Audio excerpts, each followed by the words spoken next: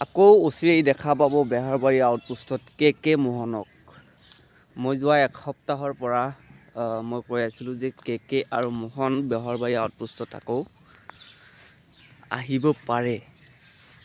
এই খবৰটো মই শুনিছিলোঁ মানে কেৰ ভাল বন্ধু এজনৰ পৰা, মানে কোনো ছ'চিয়েল মিডিয়াত নহয়, এনেই শুনিছিলোঁ আহিব পাৰে বুলি কৈছিলোঁ। কিন্তু বেহাৰবাৰী আউটপোষ্টত কে আৰু মোহনৰ এণ্ট্ৰিটো মানে খাটাং হোৱাৰ দৰে লাগিছে।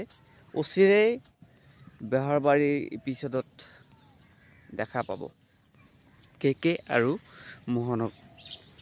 কিছুমানে লিখিছে যে সোমবাৰৰ পৰা অৰ্থাৎ আজিৰ এপিছডৰ পৰা দেখা পোৱা যাব।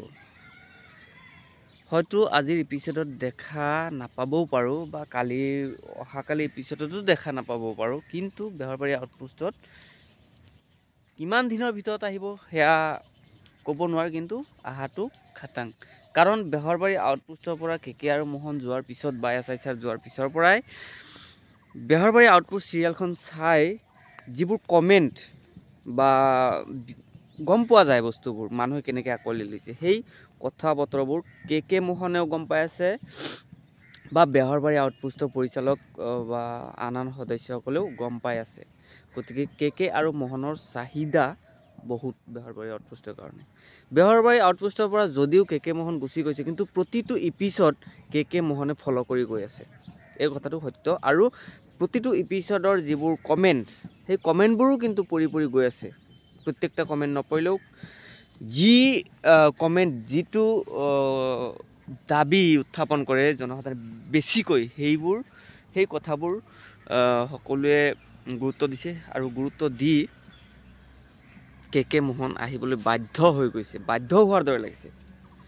অভিনয় নকৰিলে ৰাইজে একো কৰিব নোৱাৰে, আপুনি একো কৰিব নোৱাৰোঁ। কিন্তু মানুহে ভাল পোৱা বস্তুটো, আপোনাক মই ভাল পাওঁ, আপোনাক যদি মই বহুত ভাল পাওঁ, আপোনাক কিবা এটা কাম কৰিবলৈ যদি অনুৰোধ কৰোঁ, সেই অনুৰোধটো কিন্তু আপুনি ৰক্ষা কৰিবলৈ চেষ্টা কৰিব। ঠিক তেনেকৈ কে মোহনেও বেহাৰবাৰী আউটপোষ্টলৈ আকৌ আহিবলৈ প্ৰস্তুতি চলাইছে। বেহাৰবাৰী আউটপোষ্টৰ সদস্যসকলে অভিনেতাসকলে যোৱাকালি পিকনিক খাইছে, তাৰ ভিডিঅ' মই পাইছোঁ। সেইকাৰণে আজি এনেও দেওবাৰৰ এপিছডটো বন্ধ হৈ থাকে, পিকনিকৰ বিষয়ে কিছুমান খণ্ড হয়তো অহাকালি পোৱা যাব। কিন্তু কিছুমানে বেছিভাগে লিখিছে কে মোহন আহি আছে বা আহিছে, অহাকালি এপিছডত দেখা পোৱা যাব। গতিকে দেখা নাপাবও পাৰে, একো ডাঙৰ কথা নহয়। কিন্তু কে মোহন এগেইন আহাটো খাটাং হৈ পৰিছে।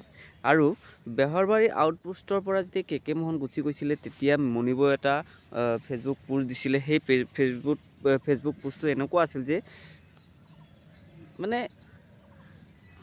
সংক্ষেপে বুজাব বিচাৰিছোঁ যে মণিবই কৈছিল যে আমি য'ত যেনেকৈ আছোঁ তেনেকৈ ভালে আছোঁ, বেছি লোভ কৰা নাই। আৰু লোভ কৰি যিসকলে আঁতৰি গৈছে যাওক বাৰু, ডাঙৰ হওক, কথা নাই। কিন্তু আকৌ অতীতলৈ যাতে ঘূৰি চাব নালাগে বা অতীতৰ কথা স্মৰণ কৰে, এনেকুৱা এটা পোষ্ট দিছিল। সেই পোষ্টটো কিন্তু ডিলিট কৰি পেলাইছে 2 এদিনতে। ডিলিট কৰাৰ অৰ্থ হ'ল যে কে মোহন যদি আকৌ আহি যায়, সেই লিখাটোও যদি তেনেকৈ থাকি যায়, তেতিয়াহ'লে এটা বেয়া কথা হ'ব। সেইকাৰণে ডিলিট কৰি পেলাইছে। আৰু কে মোহন অহাৰ পিছত কে আৰু মণিবৰ যিটো সম্পৰ্ক, সেই সম্পৰ্কটো তেনেকৈ সম্পৰ্ক থাকিবনে? তেনেকৈতো থাকিবই লাগিব, যিহেতু এইটো এটা চিৰিয়েল হয়। চিৰিয়েল হ'লেও সম্পৰ্কটো স্বামী স্ত্ৰীয়ে থাকিব, কিন্তু ভিতৰৰ যিটো সম্পৰ্ক, নাটকীয় সম্পৰ্ক নহয়, অভিনয় সম্পৰ্ক নহয়, ভিতৰৰ যিটো সম্পৰ্ক, সেই কথাখিনি কৈছিল ওলাই যোৱাৰ পিছত, সেই সম্পৰ্কটো ভিতৰৰ আত্মীয়তাটো বাৰু তেনেকৈ থাকিব নেকি? কিছুমানে সন্দেহ কৰিছে, কিন্তু মই ভাবোঁ তেনেকৈ থাকিব। 2 এদিনৰ কাৰণে বেয়া পোৱা হৈছিলে, কিন্তু বৰ্তমান আকৌ যিটো আগৰ অৱস্থালৈ ঘূৰি আহিব, ঠিক তেনেকৈ থাকিব আৰু ৰাইজেও আঁকোৱালি ল'ব। ধন্যবাদ। চাই থাকিব বেহাৰবাৰী আউটপোষ্ট মোৰ দৰে।